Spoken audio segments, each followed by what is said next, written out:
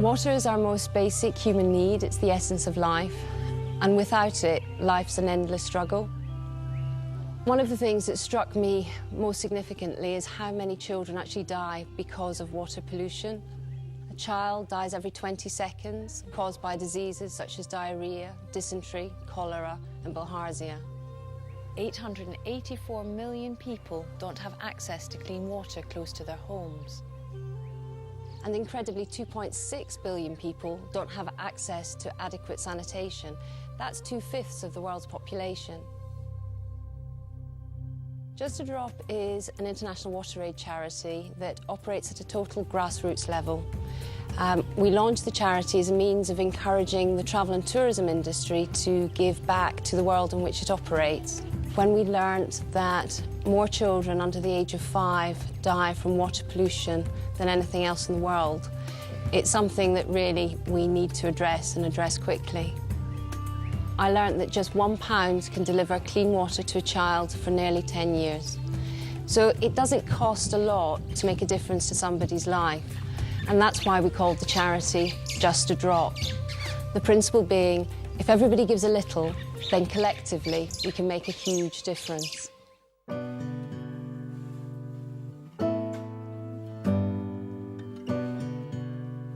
When I was young, when I started my school, in fact, I was walking 13 kilometers to this river at the same point here, take that water to the school, come back again, the second trip or the third trip, and then after that I get back to my lessons.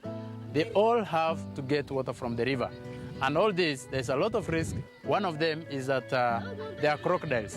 We have seen a lot of cases, including in this school, of children being eaten by crocodiles. And also the hygienic situation of the water in the river. The water is so dirty, the same water people are using to drink, the same water people are using to bath, the same water wildlife are drinking, the same water livestock are drinking, and every other thing.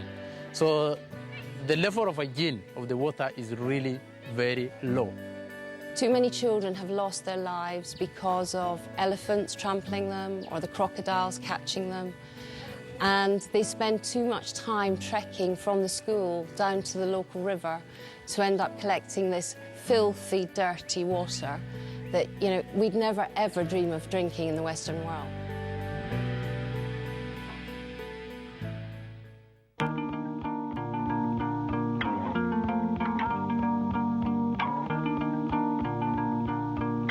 What Just a Drop concentrates on doing is putting a clean water supply close to communities. What sets Just a Drop apart is the fact that we're project-driven and we're community-led. We fund and put in place project officers and water engineers, people who are very experienced in dealing with difficult circumstances, difficult environments, and therefore all the projects that we undertake are in cooperation with the communities directly. They embrace Just a Drop. They want a clean water supply into their schools, their villages, their homes, their health clinics. The key principle for Just a Drop projects is their sustainability. Thus, once we install the project, the main thing is support them in the long term. So thus we train local people, particularly about 2 or 3 engineers, to look after the project and the well. So the funds that you put forward actually go in to employ the local people. So therefore I'm working very closely, not just with the water engineer, but actually with the local villagers themselves. One of the core principles of Just a Drop is about trying to bring donor giving closer to the donor, so they see and they understand the communities that they're helping, because the funds that they give to us go directly to the communities, and therefore they go away with a sense of really understanding the difference that they're making to people's lives.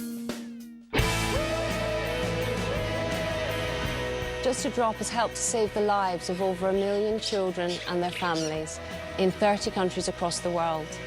We've operated in Afghanistan right through to Zambia, in destinations like Haiti, Bolivia, and in Kenya. Just a Drop operates anywhere that we find that there is a need for clean, fresh water, which means that there is nowhere in the world that Just a Drop can't and won't touch. You can follow us on Twitter and Facebook or donate via our website. Companies sponsor their own projects, individuals sponsor their own projects, and we can see the difference that they have personally made to people's lives by monitoring what goes on in those communities long after the water supply has gone in. It doesn't take a lot to make a difference.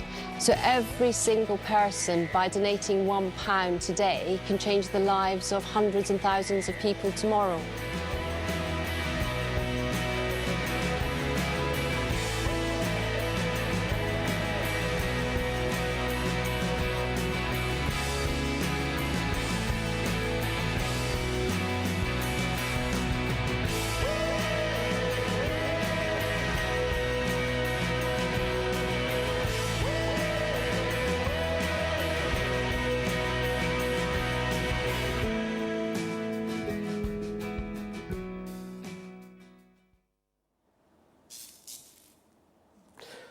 Good afternoon, and thank you for coming to this year's World Travel Market World Responsible Tourism Day debate.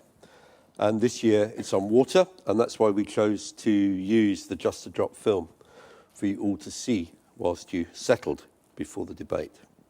John Blatchford-Snell, who is one of the people who works with Fiona on Just a Drop, said something very memorable to me a few years ago. He said, "The greatest luxury is to be able to turn on a tap and to have clean, fresh drinking water come out of it." Made such an impression on me that I think of it every time I do that. And it is an extraordinary privilege to live in a society which delivers clean water. One of the challenges, I think, for the tourism industry is that we do use a lot of water. And in some of the places that we develop travel and tourism, there are shortages of water. And obviously, tourists are generally wealthier than the local community in those places. And there's always a serious risk that the tourism industry will take on more water, sometimes to the detriment of local communities, which happens with electricity and other kinds of resources as well. But the focus of today's debate is on water. The motion for debate is the question of whether the tourism industry is doing enough to reduce its water consumption. And before I introduce the two debating teams, I wanted to ask for a show of hands, if we could just have the lights up for a minute on the audience. I wanted to have a show of hands to see how many people agree with the motion and how many disagree. The motion which is being debated today is that this House believes that the tourism industry will not do enough to achieve appropriate reductions in water usage without regulation by national governments. So how many people agree with that motion? This House believes that the tourism industry will not do enough to achieve appropriate reductions in water usage without regulation by national governments. I would expect the whole of this team to think that. And those who disagree with the motion? You're going to have a tough time. It's an opportunity. What is important for me to say is that this is being videoed. It will be used over the next year for educational purposes in schools, colleges and universities. So if you do ask a question when we come to questions on the floor, please remember that you will be being recorded and on video. And obviously that's true for all of the people on the panel. So we have two people who are leading the teams, if you like. Mark Watson, who's here from Tourism Concern, and he has two witnesses, Oliver Kopsch, who's from DecRen Water Consult, and David Reed, who's the Chief Executive of Prestige Purchasing. And against the motion, we have James Whittingham, Group Environment Manager for TUI, and he has two witnesses, Inga Huprex, nearly, Vice President for Responsible Business at the Residor Hotel Group, and Robert McCann, who's here for the Corporate Responsibility Manager, Environmental Sustainability for the Intercontinental Hotel Group. So I'm not going to say any more. Mark, you have 5 minutes to make the case for the motion. Does this? And there you go. There you go. Good. All right. And don't forget, you're on the bell. 5 minutes. Right. Okay. Is the industry doing enough? No, it's not doing enough, and we will need legislation from national governments. But even national governments are not particularly good, I think, at regulating the tourism industry because of a number of reasons. They're trying to promote tourism as a revenue stream. But before we go on now, let's talk about water and human rights. And we are very lucky. We can turn on the tap here and get fresh water. That has not been the case for most of our ancestors and for most of people around the world. Water is a finite commodity that has to sometimes be brought in by tankers, has to be brought in by many other means of getting to people. People can't just turn on the tap. And the search for fresh water has defined probably humankind and been the key reason for our survival. And of course, poor water quality has been a real reason for illness and death throughout history and around the world. There's more pressure than ever on water. Obviously, there's more people on the planet. We have climate change, which is altering weather patterns and affecting water tables. And we just have more and more people that are currently living without adequate water.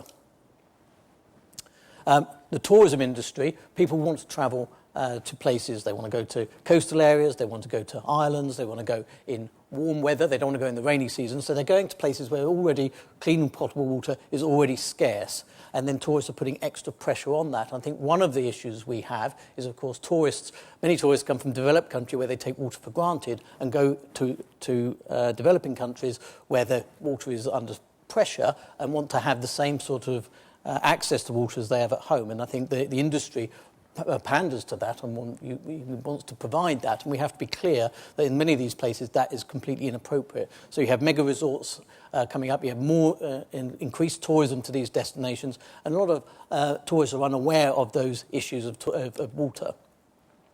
So the water issues that arise are water supplies are being diverted to tourists, and actually because you've got a finite commodity that's worth something, then actually the highest bidder gets the water. So quite often happens in destinations is tourists who are naturally wealthy divert water away from local communities. You have the depletion of aquifers and reservoirs, which Oliver will talk probably a little bit about. Groundwater table being affected, the contamination of fresh water, depletion of fossil water. And fossil water is quite interesting in the fact that this water has been in the ground for thousands and thousands of years without anybody touching it, and a lot of people taking that water out.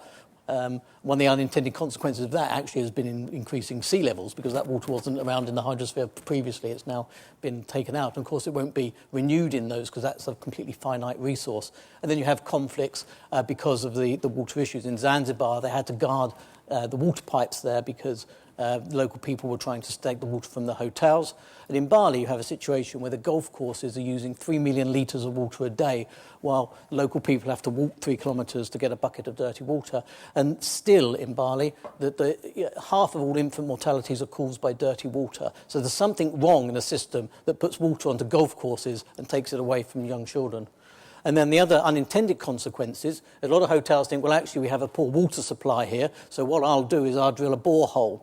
And if you see from this diagram, you can drill a borehole. The hotels can afford to drill a nice big borehole down there without any regulation, without any consequence of what happens to the surrounding. So the surrounding villages that once had access to clean water through the wells no longer have access to that water because the hotels have sucked up all the water.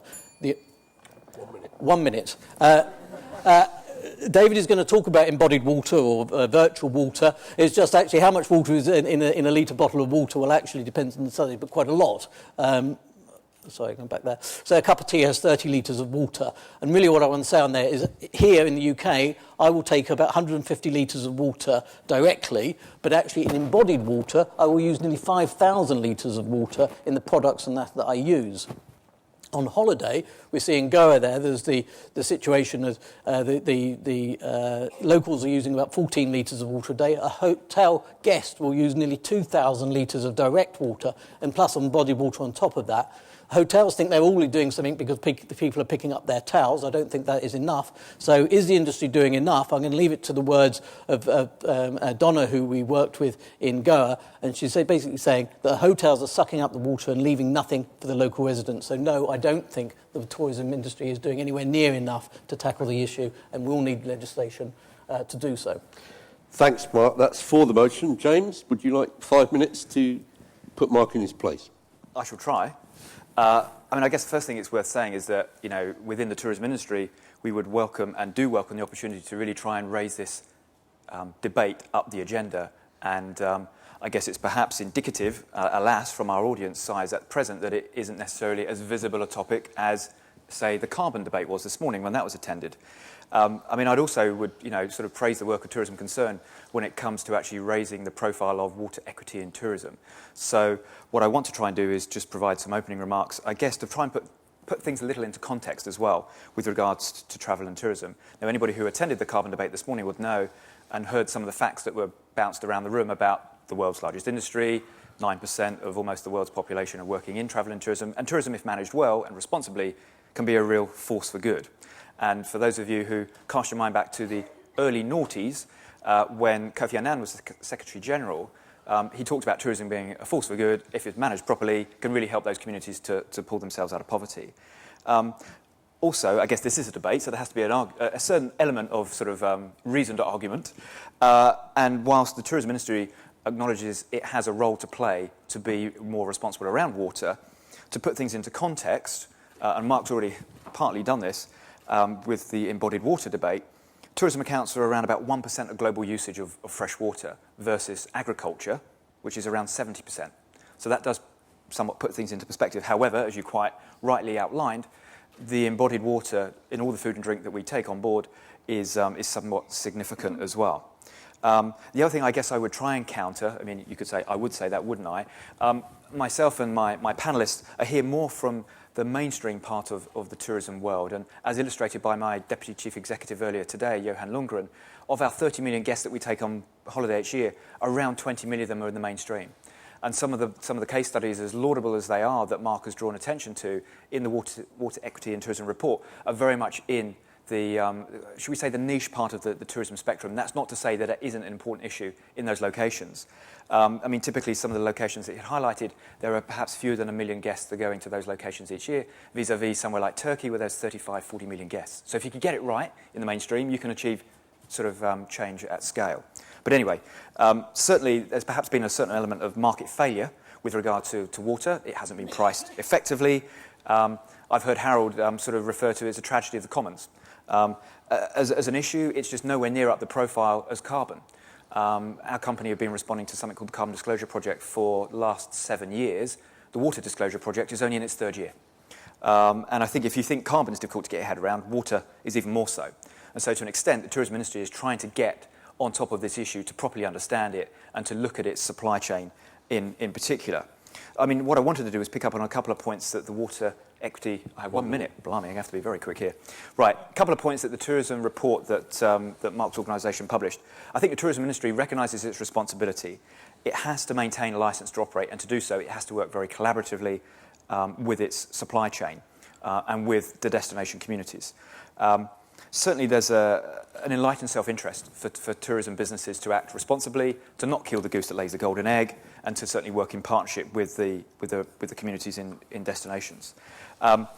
One thing, with time being so precious on this side of the debate, one thing I wanted to share with you, and that is about the kind of angle of shared responsibility, is about destinations. And my esteemed chair here, I can quote something from him in the last couple of months, and that was with regard to destinations, and that was a roundtable hosted by my own organisation.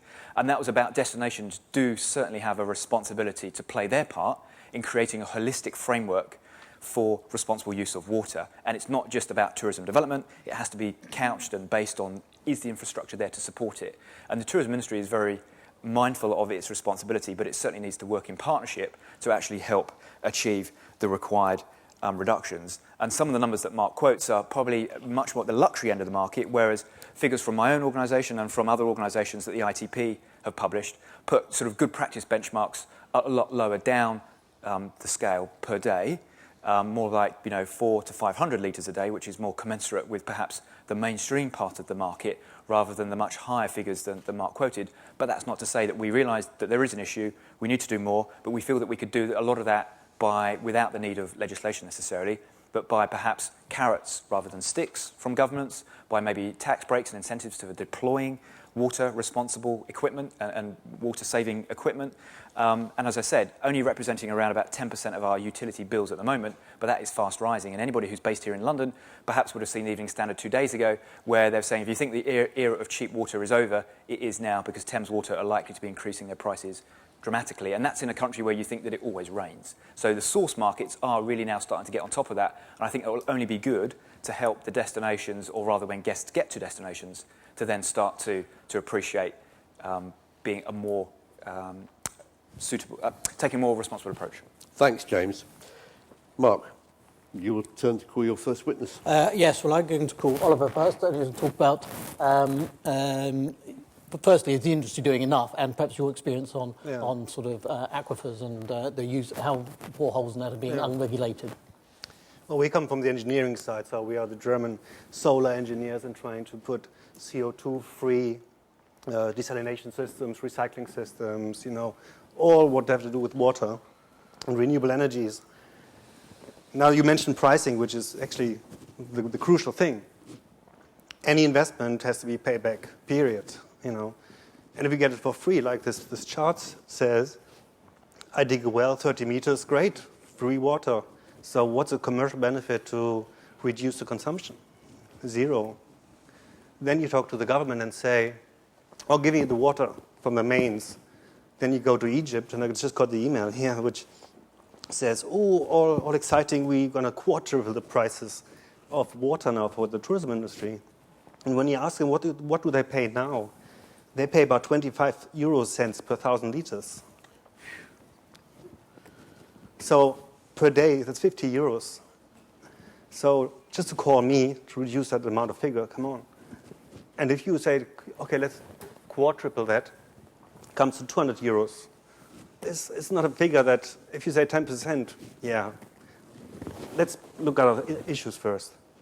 So aquifers, great.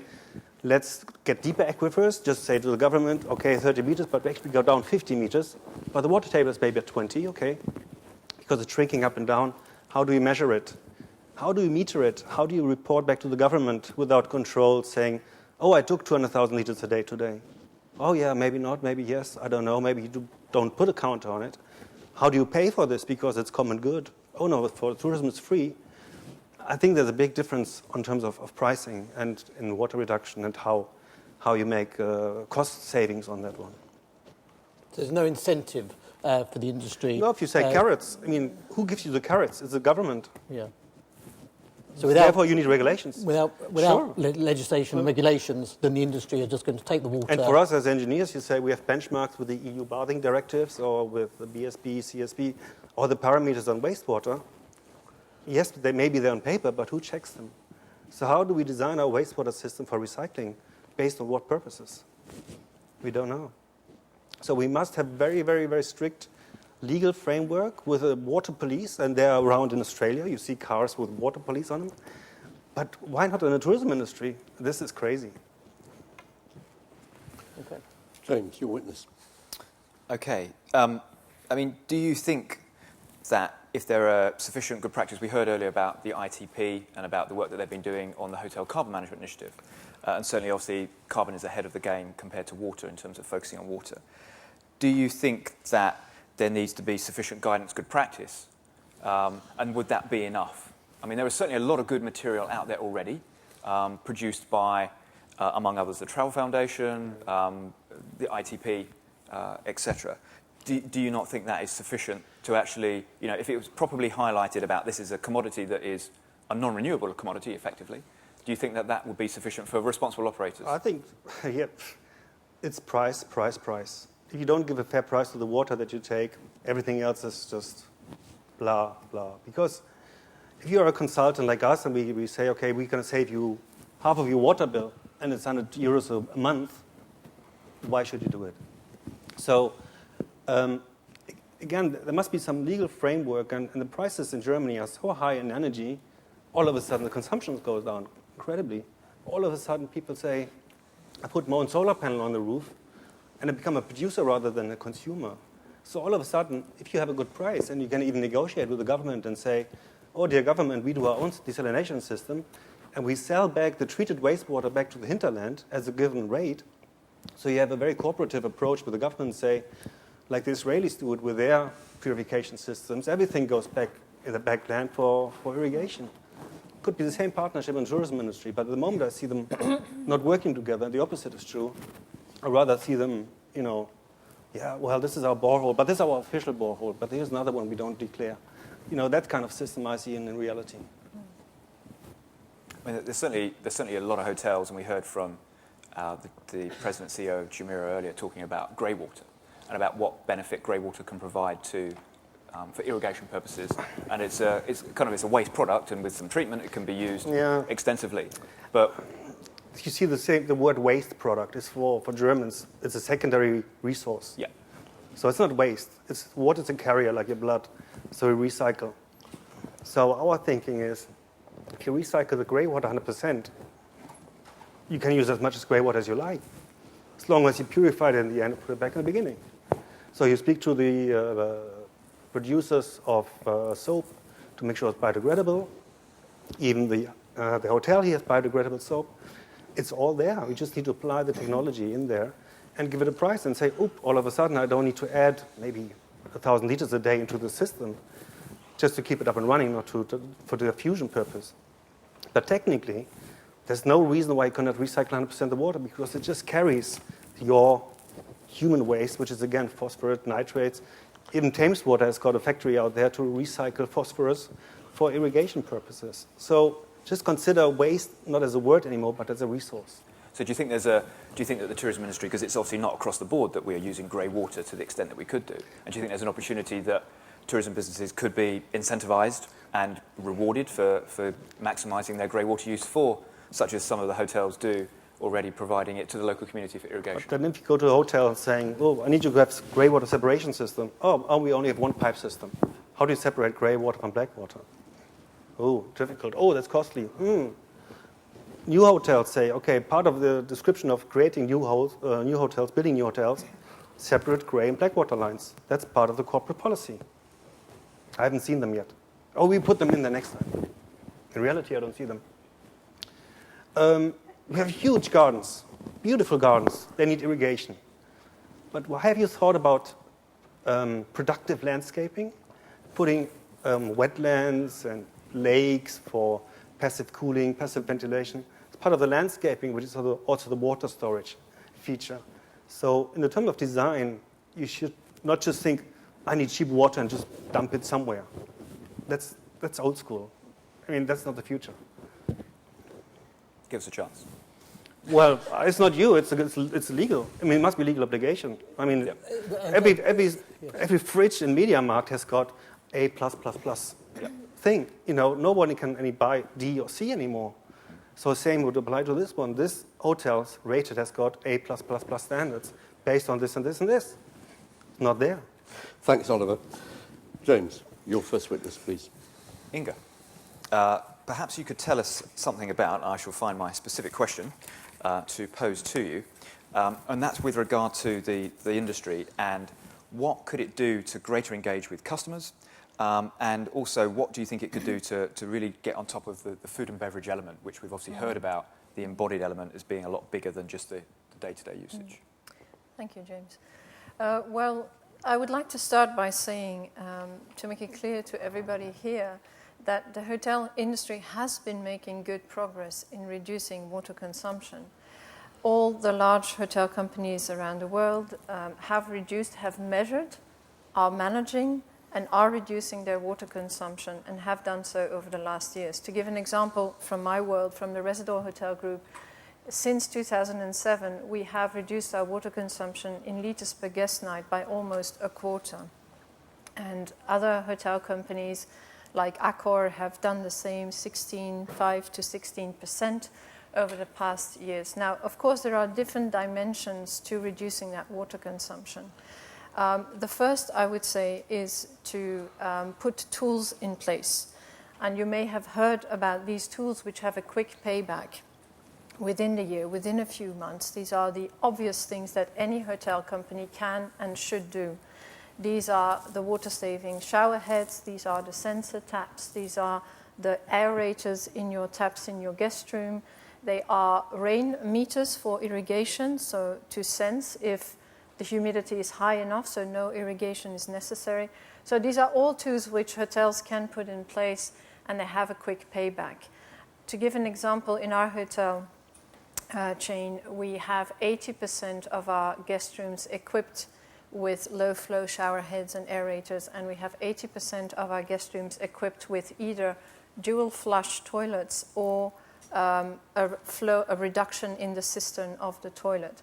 So, and you must realize that in a hotel, 30 to 40% of the consumption comes from the guest in the guest room. So even if the hotel has a swimming pool, and even if there is large landscaping, a large part of the consumption comes from what the guest does in the guest room and how we can engage with the guest. And that's the second point I want to make, is that, of course, you all know, reuse your towel, please. So these programs of towel reuse, now you see sheet reuse for guests that stay a couple of days, and also green housekeeping, which means decline your housekeeping services if you are staying a few days. I think what we see in the industry is that, although it's hard, I admit, to get accurate data, but what we see is that it depends on the way you put these messages out to the guests. The uptake of it depends on that. So we have seen, for instance, that if we link those messages to a certain benefit for the guest, I mean, we've seen it in our group with linking towel reuse and sheet reuse to a donation that we do to a charity, then all of a sudden there's a higher take-up. We also see it in Starwood, for instance, a colleague, competitor of ours, who offer a voucher to the guest when they decline housekeeping services and they go for green housekeeping. But another point I want to make on that is that we as an industry continuously need to adapt those messages, because Gen Y is coming, or they are here. I mean, they are in our hotels as business travelers, as leisure travelers, and also the BRICS, so Brazil, Russia, India, China, South Africa, those travelers, those source countries are gaining on importance enormously in our hotels everywhere around the world. I mean, China is going to be bigger than the USA in business travel in 1 or 2 years. Same counts for India, is enormously growing. So I think that there we also have an obligation as hotel companies to change that messaging and make sure that it still appeals to the guests. The other aspect, and that's the last part of what I wanted to mention, is the employee engagement. Because, the classical programs that you know of towel and towel replacement all depend on housekeeping stuff. A lot of the consumption in a hotel, I said 30 to 40% in guest rooms, while 20 to a higher to 30% happens in the kitchens and the food and beverage outlets. So a lot of the consumption is also happening in the kitchen. We need our employees in their day-to-day operation to think about water consumption. And there's a couple of things that we do to make that happen. The first one is training. In our case, all our employees are trained on responsible business. The other thing is also to make the consumption understandable and put it in the perspective of the employee. You need to make an employee understand how high is the water bill of a hotel. We have hotels that have broken down, a hotel with 600 employees and over 1,000 guest rooms in Russia. What they have done is they have broken down the total energy bill and the total water bill of the hotel and the consumption in liters and kilowatt hours to what that means for every staff member. And every staff member has signed a kind of personal engagement to what they can do in their life, in their working life, to reduce that consumption. And that hotel being a more classical one, having to work with, I would say, not the newest installations back of house in terms of technical installations. They have reduced their consumption on energy with 14% and on water with 9%, just by making it understandable for the employees.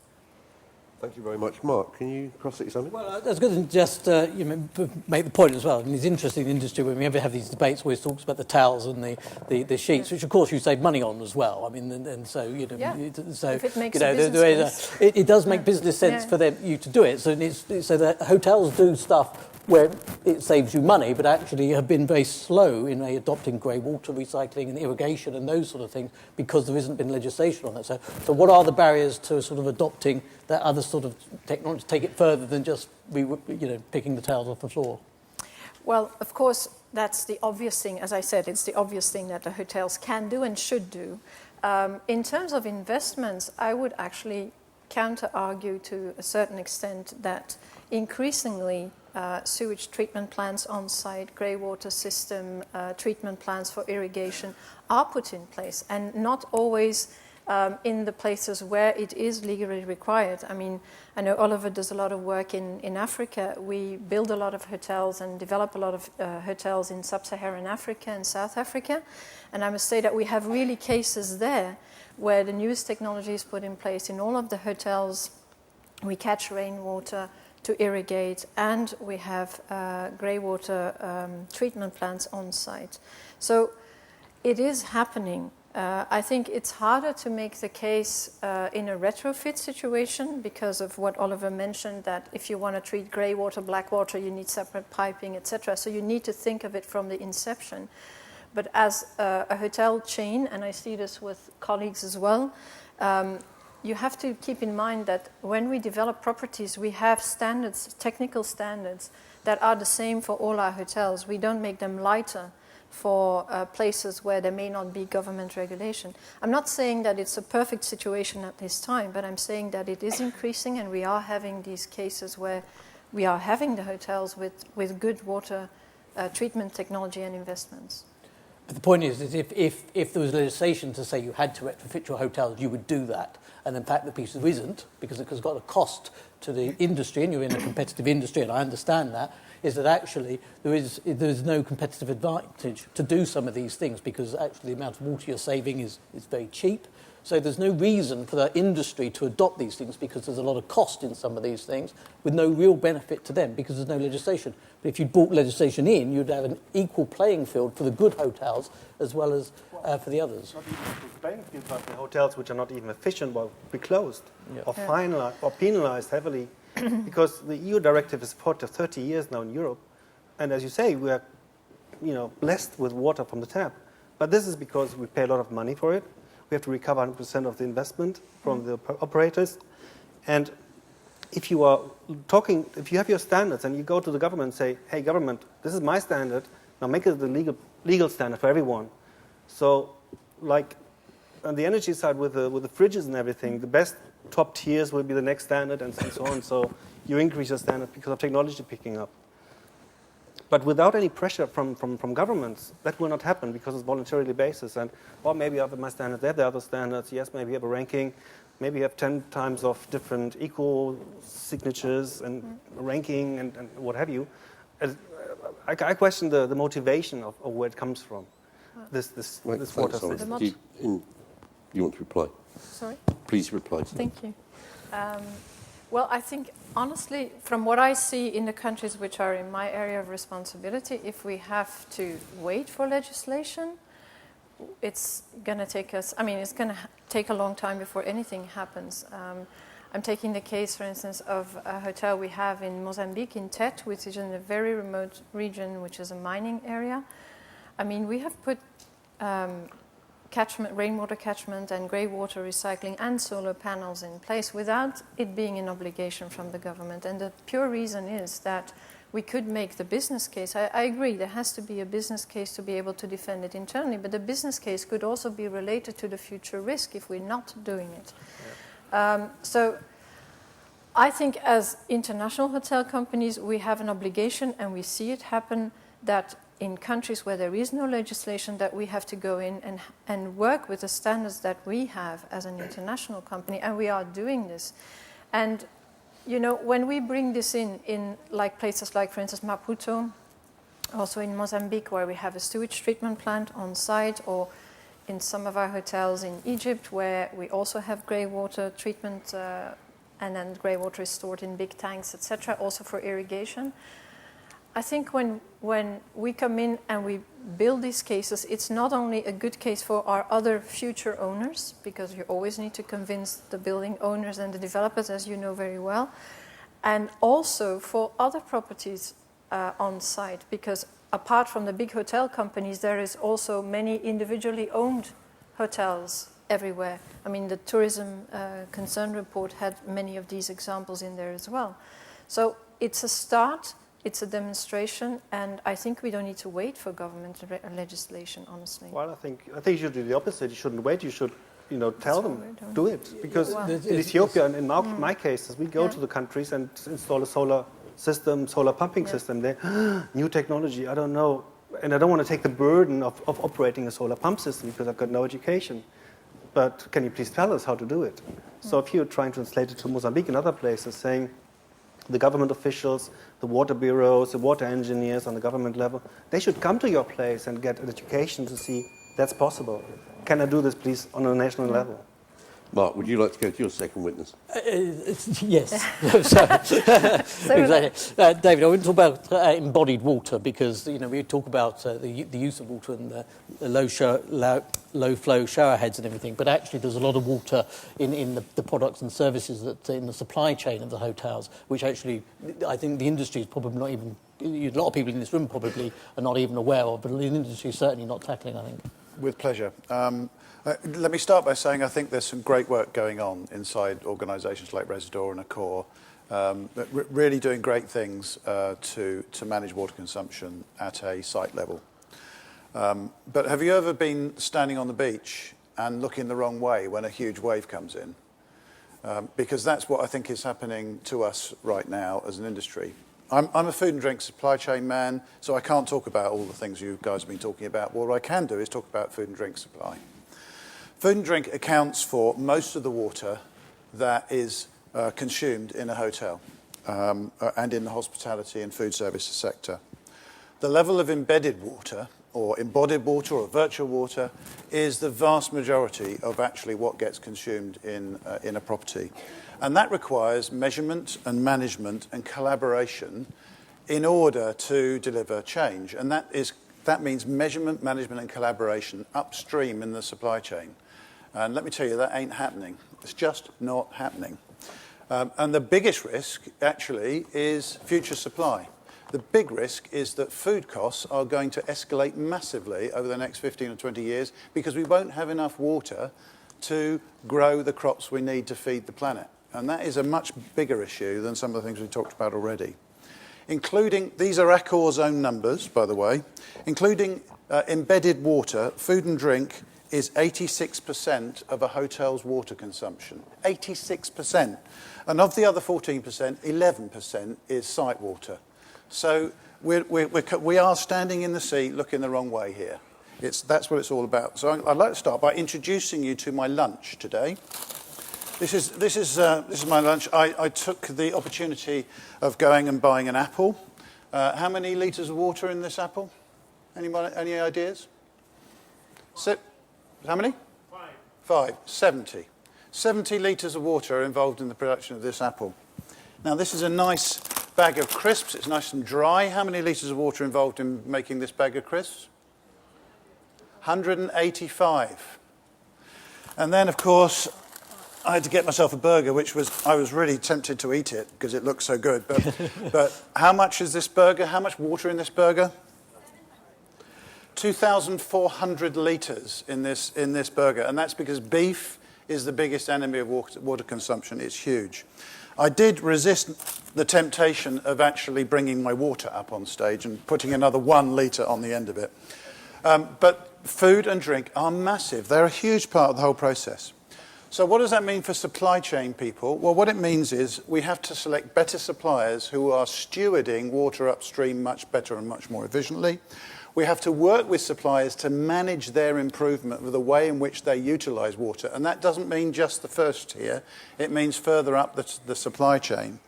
And we have to also plan our menus to optimise the way in which we consume water.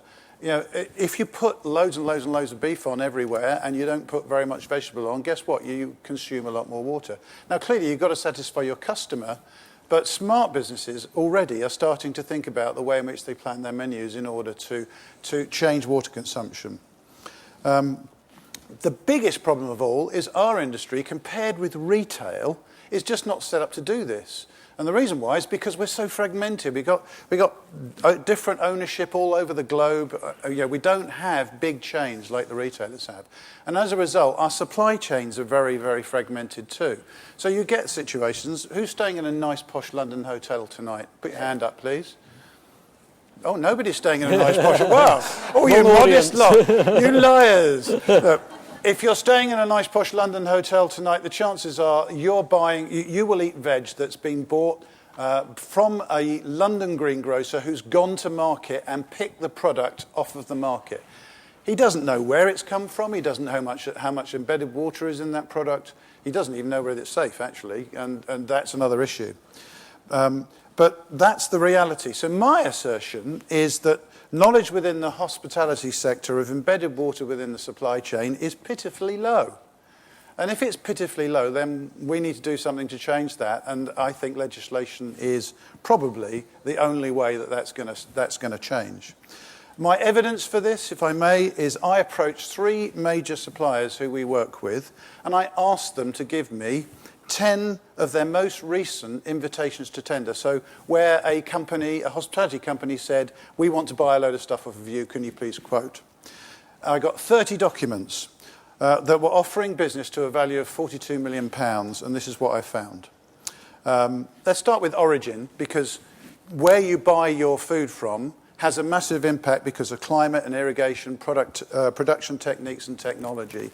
Those 4 things have a massive impact. So geography of where you buy stuff from has a big impact on water consumption. Were there any references to choice of origin with water as a criteria in those tender documents, 30 of them? 0. Let's talk about product range management. Meat contains a much higher level of embedded water per kilo than cereals and vegetables. So one study suggests that wheat is 1,000 litres of water and a kilo of beef is 16,000 litres of water. So was there any evidence of any of them looking at product ranging in order to reduce the impact of water? 0. Let's look at measurement. One starting point in the management of water consumption is to work with upstream supply chain to measure and manage consumption. Obvious thing to do. The number of tenders that ask for information on embedded water consumption from their suppliers, 0. So any reference to water consumption at all in 30 documents from major hospitality businesses? Any evidence? 1. And I'll read what it said. Company X, I won't name and shame them, is committed, because they were the good guys, is committed to the reduction of water consumption in its supply chain. Please state how your business manages its water consumption and what goals it has to deliver water consumption in the future. That was the only reference. And it was focusing on, as we have been, upon what that company was doing rather than the whole supply chain. And that's where the big failure exists. Thanks, David. Call a halt there. Okay. James. Well, that's quite a tough set of, a bit of an indictment, really, for us to try and address. I guess the tack that, in which case we may take, is, this is, particularly with the statistic that you quoted from Accor, with 86% of the footprint is actually in the food and beverage. That's where we really need to focus our attention on. And I guess really maybe what we're looking for is, what would that legislation look like, do you think? What would be the key things that we would need to be doing? Because you're right, we do work in a very fragmented, in some way, difficult supply chains. And despite having, across the industry, we have a lot of codes of conduct now among our supply chains that we work with, and we're committing suppliers to actually act responsibly and to tell us what it is they're doing. Obviously, this is a very new, quite niche area, should we say, as you mentioned. So, what would that legislation look like, do you think? I don't think it'd look a million miles away from what my colleague here was talking about earlier on, which is legislating to create measurement and management of water consumption in the supply chain at the various points in the supply chain. And that legislation would grade products and suppliers by the way in which, A, they manage embedded water and what those products have within them. And that is manageable and doable. In the same way as you have within retail today, there are already initiatives ongoing to create traffic light systems for labelling and so on, and they're putting in measurement. But there does need to be some structure in there. If you don't create structure in there, then you're dead. It's not going to happen. So could you envisage it becoming a bit like the MSC for seafood, and that there would just be products in locations that are either grown in locations that would just be, as it were, off the menu? Could you envisage that the buffet maybe there'll be some products that will be offered that would just be a no-no? I don't know, frankly, because I don't think anybody's thinking is that well advanced. But at the moment, there's no legislation anywhere, as far as I'm aware, which actually compels people to measure anything other than safety. Now, what we're talking about here is measuring other things other than safety. I would even question the tendering document at all, because why don't you purchase with local suppliers? Well, why don't you go to the local people by law saying you must purchase fruit, vegetables, chicken, eggs within a 50-kilometer radius? Just before I hand over to Inga for one, could you not do that? For a question for you. I mean, that's something that our business has been doing in Turkey as, I guess, a bit of a demonstration project in partnership with the Travel Foundation called the Taste of Fethiye, where they're actually really trying to put, that place on the map for locally produced food, which is then obviously served in the hotels, and just absolutely minimise some of the supply chain issues that we've talked about. Yep. But that obviously needs to be made replicable. But I think, Inga, you had a what I wanted to add, I think when we were preparing for this debate, I think we all agreed that this is a subject which is important. I mean, the ACCOR study, together with PwC and EarthCheck, is the first one we have seen about this, and indeed the figures are staggering. And what I also want to add is, so it's a starting awareness, and it's, as you say, you bring your lunch and you ask the audience, and people are not yet aware. So I think in terms of what we need to do, and the first step is to create awareness and in collaboration. Because if you start to legislate, you're going to create maybe a framework that is again going to take time to put in place. So the first step, what I see and we see when we were discussing this, is to say, why don't we collaborate with these large suppliers? Why don't we collaborate with purchasing platforms to pick the major items that we have on our food and drinks menus and to start traffic lighting, maybe do a pilot on that or work on that. But the work, what you are mentioning, needs to come also from the companies who are supplying the food and beverage to us. Yeah. It is an important subject because, for your reference, in many hotel companies, food and drinks is a bit the stepchild, right? Mm-hmm. We all focus on the revenue that we get from our hotel rooms, but we get a large amount of revenue. In Residor's case, it's 40%, 40, from food and drinks. So it is an important subject. But as a start, to say we need to legislate, I think as a start we need to collaborate and look for supporting innovations and see how we can also make our consumers more aware. Because I can tell you, if tomorrow I'm a vegetarian, so yeah, I can eat the apple. But if tomorrow we're going to say, okay, half of our menus in our restaurants are vegetarian because it's better for your carbon footprint and it's better for your water footprint, we need to make our consumers aware of it too. So we have a job, I think, together with our main suppliers and purchasing partners to start doing that before we think about legislation.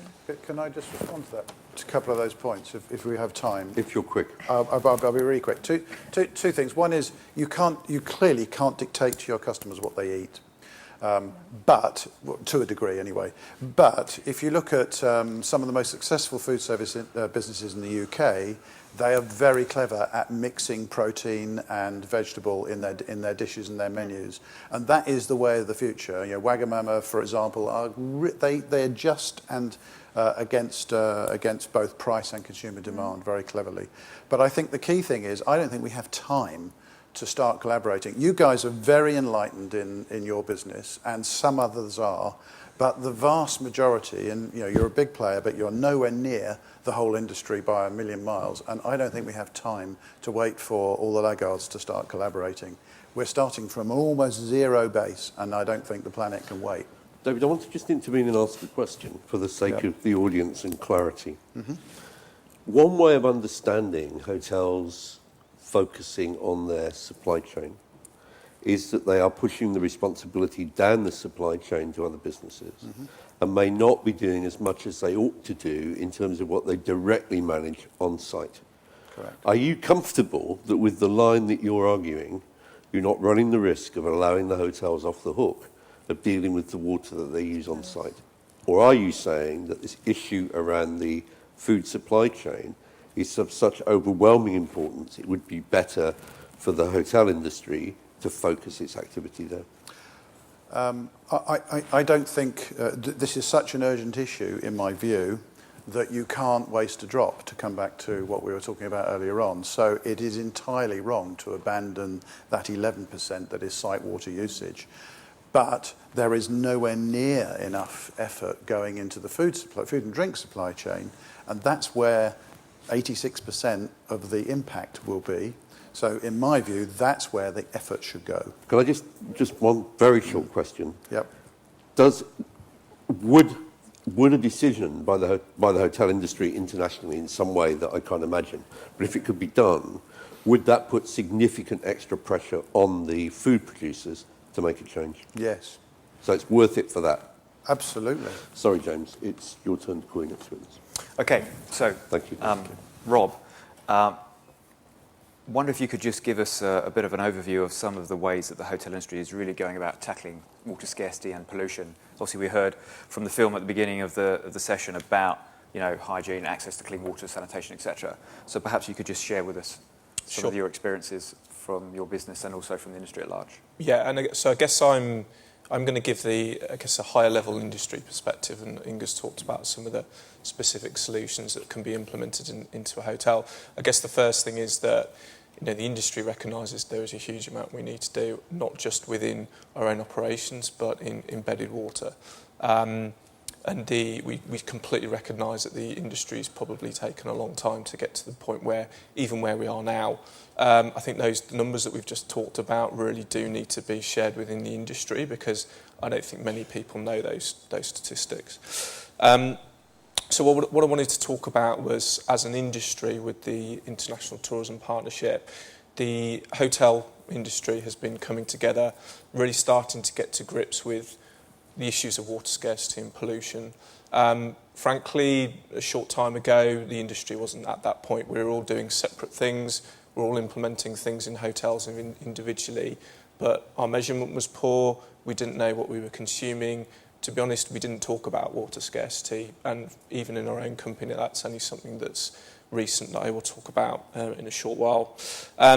So with the International Tourism Partnership, they actually have launched the ITP Water Risk Assessment with the Stockholm International Water Institute, and we're using that report as the kind of foundation for the industry's activity over the course of the next couple of years, as much action in the next couple of months, hopefully, to inform where the real issues are. So what the report did was look at specific areas like China, like Dubai in the Middle East, where there clearly are real issues of problems with water efficiency, water scarcity, hygiene issues as well.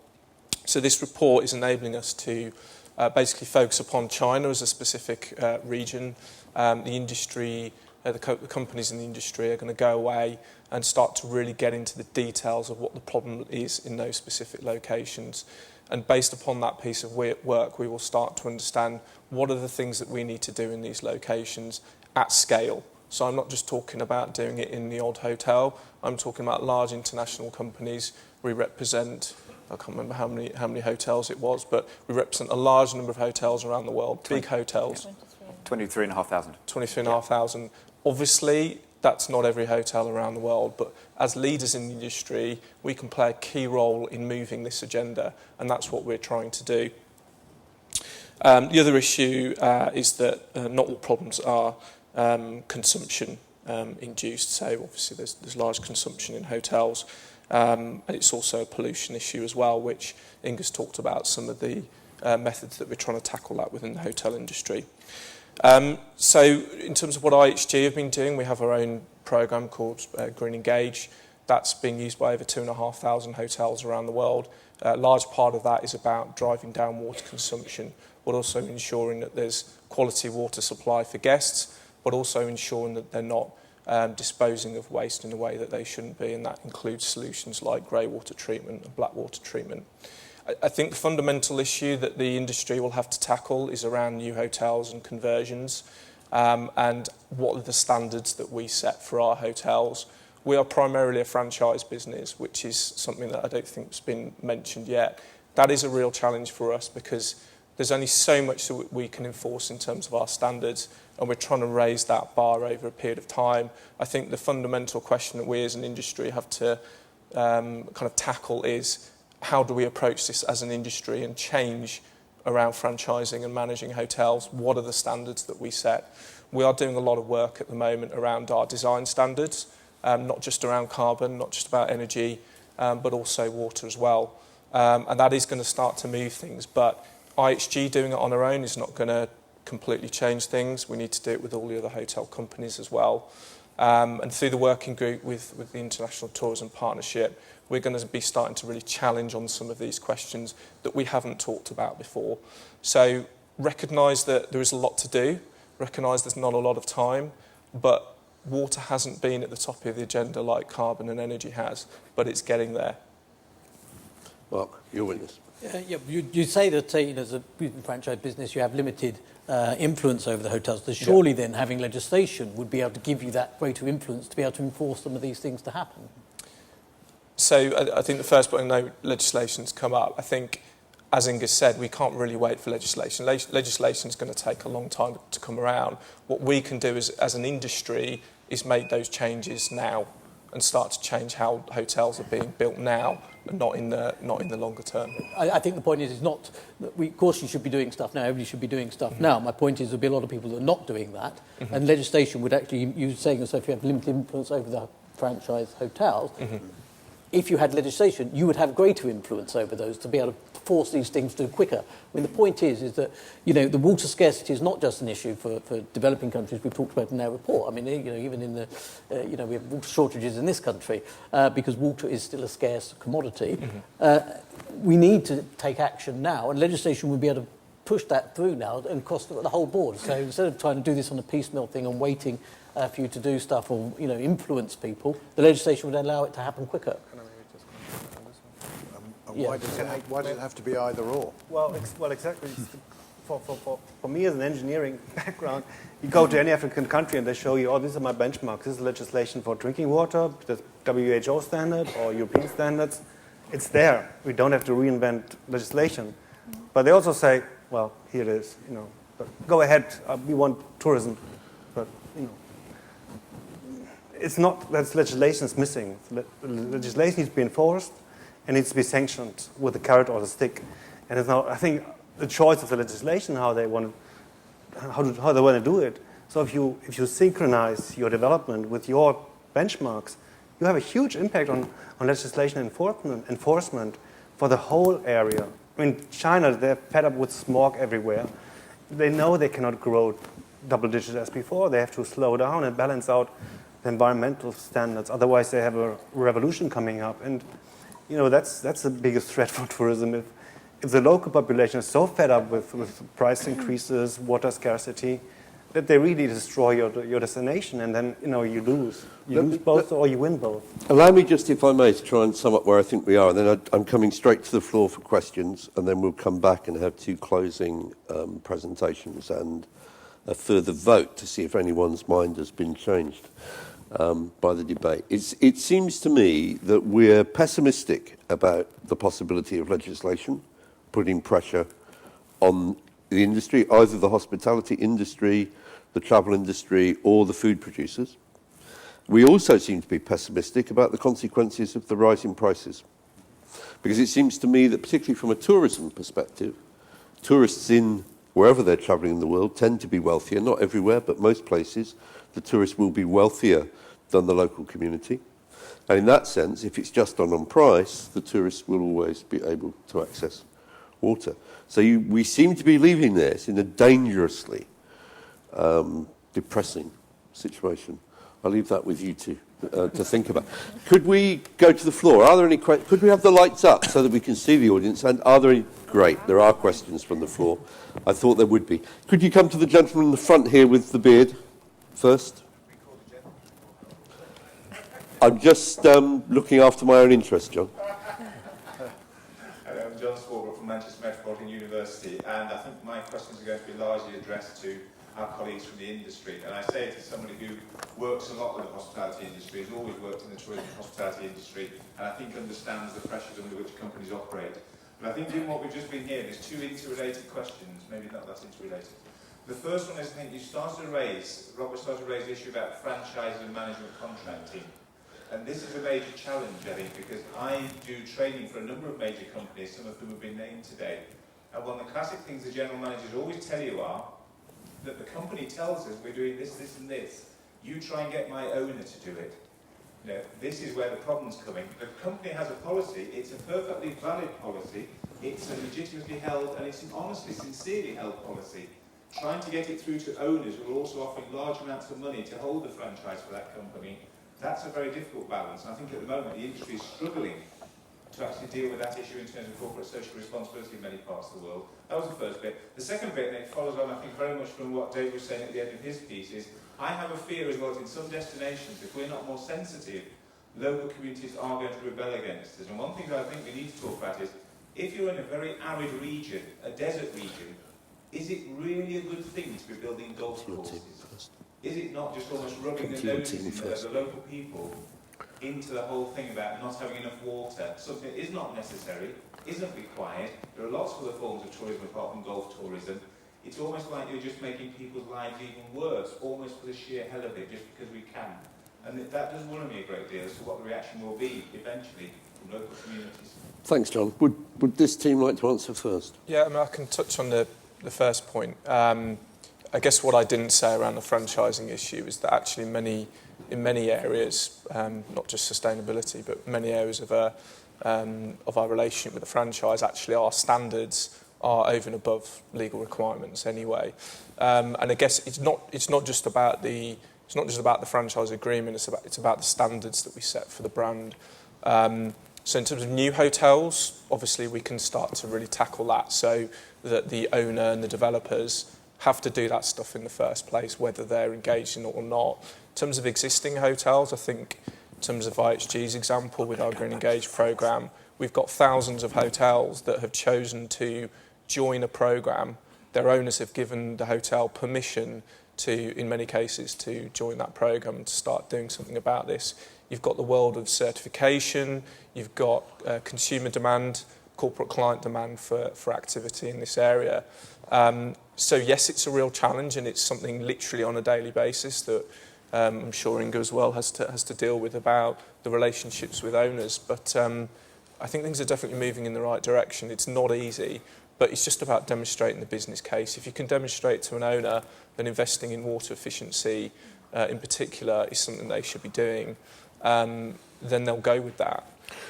We've lost the point. I think John deserves an answer to the question about the risk, the licence to operate risk with local communities who lose access to water. Did you want to go? Yeah, you want? Yeah, just go. Well, first, in terms of building golf courses, I'm sorry, I cannot speak from experience. We are not a resort company. What I think the hotel industry in general needs to do is be a good member of the local community. And that relates to employment, but that also relates to water, energy use, etc. So if we are talking about something that government could stimulate, I think stimulate the cooperation with the local community on those subjects, whether it's around golf courses or water use in general, or sewage treatment, or giving water back to the community. I think stimulating that discussion and collaboration should be one of the things that maybe be happening more, and it's not happening enough, and that we will see increasingly in the future. The example that Oliver mentioned, I think, is a good one in terms of a hotel treating grey water and then giving it back to the community. We do that in location in Malta, where we give to the nature parks, which is, of course, still part of the institutions, but it is already giving back. I think, yeah, we will see more of that debate and discussions going on, and we should see more of those going on, because it will have an impact on how we operate in the local communities, and it's also in the interest of a hotel company, to, when you go on site, to preserve the community, to preserve the local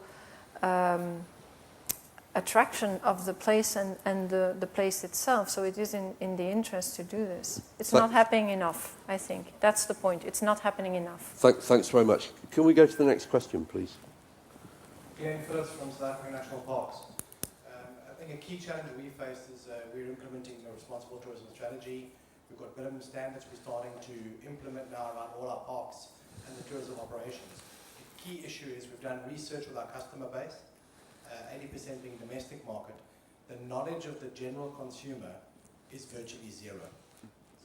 So my feeling is that we're tackling this from the wrong end, because you're expecting the industry to do something where you can, yes, part of it is educating when people are at your hotel or your lodge, but at the end of the day, the customer doesn't even understand why you're doing it. And I'm not sure how we do that and what resources need to put in place, but I'm not even sure it's an industry responsibility. I think that's where the government's got to come in and educate people. Can I? Please, Oliver. No, that's a fantastic comment. Because when I go to countries, they don't care what membrane I use, what kind of energy recovery device I use, how many kilowatt hours per cubic meter. They just want to have clean water on the tap. They want to have a plug with energy. It's your job to do it because I pay you. So consumer education is great. We do all this fantastic. But at the end of the day, it's like holiday without guilt, yeah, but let's focus on the holiday experience, not on the necessities of infrastructure, because that's not even your job. It should be your engineer's job. And maybe you should outsource it. James. Just want to just make a sort of a quick comment on that as well. I mean, as our own organisation, we've made a public commitment to actually engage with 5 million holidaymakers about sustainable tourism issues, and that's a commitment over 3 years, cumulatively 5 million guests. So we take it very, very seriously. We want to try and engage with our guests throughout the whole customer journey, pre-booking, during, and even perhaps on the plane on the way back. So we do recognise that, because customers have told us in surveys that actually, I am interested in these issues, I want you to take responsibility, and they expect you to take action. They would be willing to pay more for a sustainable holiday if it's available. Obviously, often what people tell you in a survey and how that translates into action, there perhaps maybe a bit of a gap between those two. But certainly we're trying to stimulate demand and to actually engage with guests. And I think Inga was making a remark earlier about the Generation Ys. We maybe need to work on the correct way to engage with these guests. Some things will work for some guests and some will not work for others. I mean, in the UK, we've been engaging with primary school children. These are the customers of our industry for the future. And we've helped to engage with more than 600,000 school children over the last few years. So if you can actually sort of, get the pester power of children to actually tell their parents about what it is they've learned at school and actually trying to take that away, then that is a force for good. But certainly we've got to work out how best to communicate with guests. Thanks, James. Mark, just briefly. Just on that point, I think it's a very good point, because what's happened is the tourism industry sells a sort of package to people. So people arrive in a destination, they expect their swimming pools, their landscape gardens, their golf courses, or whatever, without any reference to the geographical limitations of the area that they're staying at. And really, we have to say to people, actually, there's no swimming pool here because there's no water here. There's no golf course because it'd be completely inappropriate. So the industry has to sell that. But actually, the industry are not going to do that because they're selling a package and they're businesses and they want to sell packages to people. So how do we move it forward? The only way of doing that is probably through some sort of national legislation to make that happen, and then we will get those changes happening. But I don't think the industry is going to do it without any pushing on that basis. The next question, please. Hi, Maurice Bergen from that rainy place called Ireland. And I have to come down, and unfortunately, on the side of legislation. We built 200 hotels in the space of 10 years up to 2008, and everybody knows where we are now. One of them uses grey water. Now, if our government had legislated that all buildings, and not just hotels, beyond just hotels, that all buildings have to use grey water, we have 200 hotels using grey water. We're not doing it as an industry, and the flip side is on to the hotel sector in particular. Leadership in both government and leadership in industry is what's required if you want to improve the environment. Are the industry making leadership? Would IHG take a contract away from Residor if Residor insisted that grey water was in use and the owner said no? You know, I mean, to that type level of leadership is that, you know, we put a bar up there and say, this is the quality of the build we require to allow our brands to be used nationally. I'm going to take one more question from the floor before I let you answer that, and then I'm afraid we'll have to go to the summing up. So yours is the last question. Occasional commentator on BBC Arabic. My question is about regional cooperation, and I pick up the Middle East because wars have been fought over water. Yeah. The countries, Israel, Egypt, Jordan, to name a few, they have the tourist industry as a kind of like national income over 10% of their own GDP. A question here about recycling, which has not been developed, say, for Israel. And number two, I want to ask the hotel industry if there is a pressure from governments, especially Jordan or Egypt, where water is scarce, to do something about it. I did an interview in 1997 with Professor Tony Allen, King's College and SOAS, who did a big research and got last year a prize from Sweden about virtual water and recycling. The biggest competition to go in agriculture and industry, especially in Israel.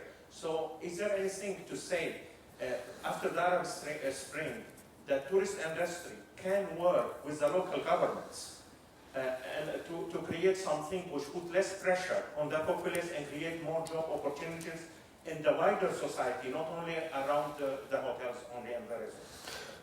Thanks very much. I think we're coming very much back to the strategic questions as we finish this, but would you like to respond to those two questions? Yes, just the first one. And so, to be honest, I'll probably end up saying the same thing I said yesterday. I know you in the session I was in around carbon.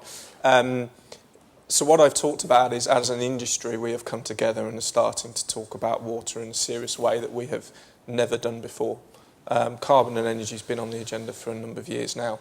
And we do need to start seeing demand from guests and corporate clients to really push that and make the business case with the owner. I think we do have to really seriously tackle that question of how do we push hotels to invest in things like grey water recycling through our standards, which is what I talked about. But I think we probably have to push as an industry, because if it's only one company on their own, there is the potential that an owner will say, well, I'm not going to build it with you, I'm going to build it with someone else because it's easier. That there is the potential for that, which is why groups with the ITP is going to put us in a much better position to start tackling that challenge. It is not going to be easy, but we're having those debates now. Maybe if I can add to what Rob just mentioned, and to come back to the point that was made on Ireland. In such a case, I think, and in general, we discuss it, and I think that we need a positive stimulus to put water-saving investments in place. We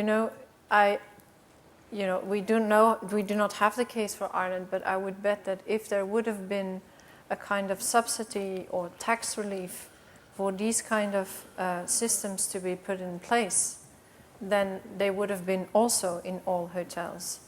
So we see that very strongly in the UK. For instance, a lot of credits are given for energy-saving investments, and that works. It works because it's a relief on your carbon taxation, and that is what you see working in many places.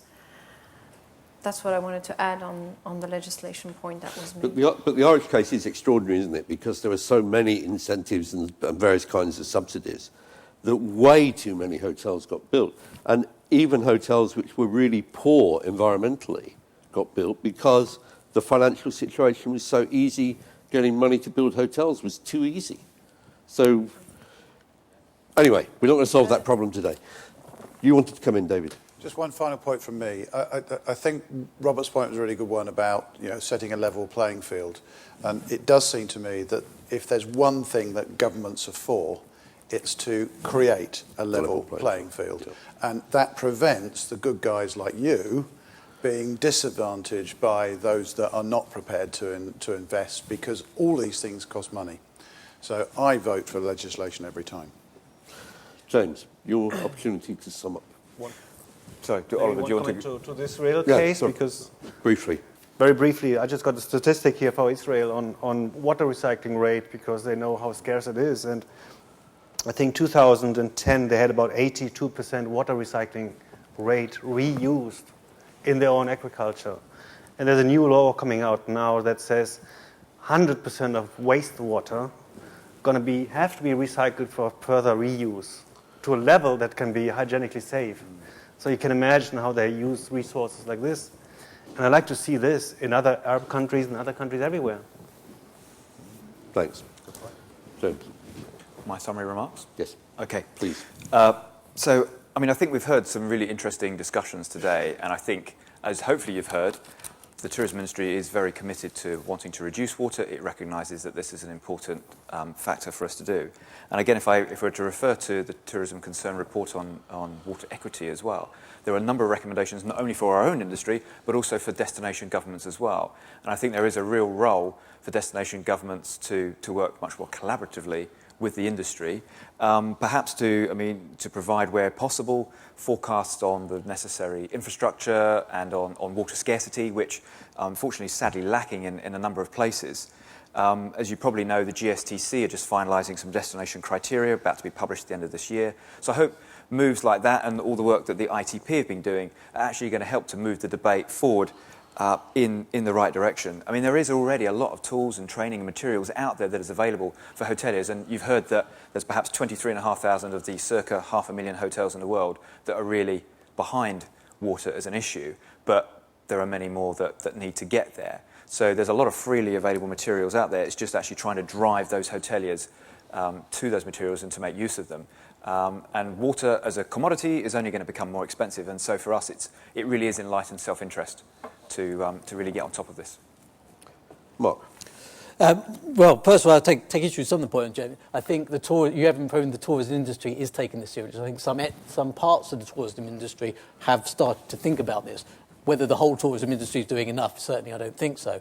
And I think, if we go back to the thing, we have a situation in Bali where the golf courses are taking 3 million litres of water a day, and half the children are dying because of lack of water or poor water quality. So there's something gone wrong in the system for that to be happening. Bali is a tourist destination. So I don't think the industry is doing anywhere near enough. It hasn't even started tackling the issues of embodied water. The issue of taking groundwater out and aquifers is having negative impacts on the surrounding communities. Without any proper legislation, that will continue. I've never met an industry yet that says it wants to have legislation to control what it wants to do. But without legislation, we would have industry polluting our rivers. We would have industries discriminating against people. We have had legislation to push the industry. And without that legislation, we are not going to get the change that needs to happen. And there will be a few good people that will come on here and do some good stuff. But that is not, we will only have the good people will be doing good things, and everybody else will be carrying on as normal unless we bring in some sort of legislation. And companies will do what they do to make a profit. That's what they're set up to do. And I mean, people always say good companies and bad companies. Companies are there to make a profit, and that's what they do. And there's nothing wrong in them doing that. Now, it's up to consumers to push to companies to behave better, and it's up to governments to legislate to make sure that they behave within the realm that we want them to behave. And I think so we can't go ahead on some of these important issues without actually having stronger government legislation to be able to force the industry and force consumers to be able to make those choices. So I think we have to have some industry, because otherwise, if we'd left it up to the industry for gender equality or for disability equality or whatever else, we wouldn't have had it. We wouldn't have even, we had to have a minimum wage to come in to get employers to pay people decently, and even that is not good enough, because a lot of employers are still not doing that. So without legislation, none of these things are going to happen, and I think we need to have that. And it would be better for people in the industry, such as yourself, to be going for because you're already doing a lot of it. So actually having the legislation will actually give you a level playing field and make sure that we can go forward when water is, local communities are not being deprived of water because of the tourism industry.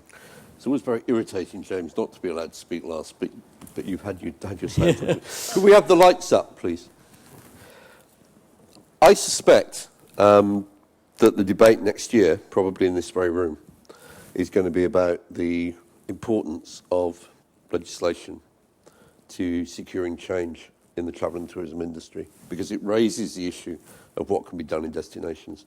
And when you think about the three issues we've had so far in the Responsible Tourism Programme here at World Travel Market carbon, child protection and water have been the least well attended. Thank you for coming. It's great that there are so many of you, but there were far more in the marketing seminar yesterday about responsible tourism.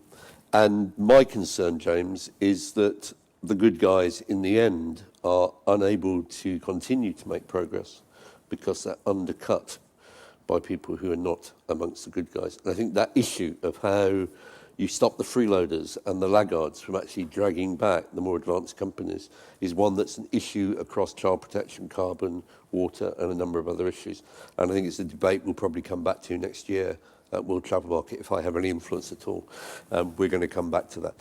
Could I ask you a show of hands? How many people now support the motion? Now, I tell you what, let's just ask, has anybody changed their mind as a result of the debate?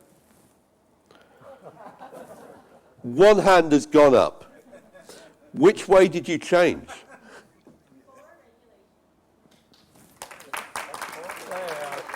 We haven't wasted 2 hours of our time. We changed one person's. Just one final thought before we close this. And you may find this a slightly strange connection. TUI Netherlands won the overall winner this morning, partly because it was child protection, but more importantly, frankly, for sheer guts in taking on a very unpopular issue and raising it directly with their consumers. With the mainstream. And in the mainstream, sorry, yes, James, in the mainstream. Absolutely, TUI. Absolutely in the mainstream. And I think that is to be applauded. Absolutely remarkable achievement.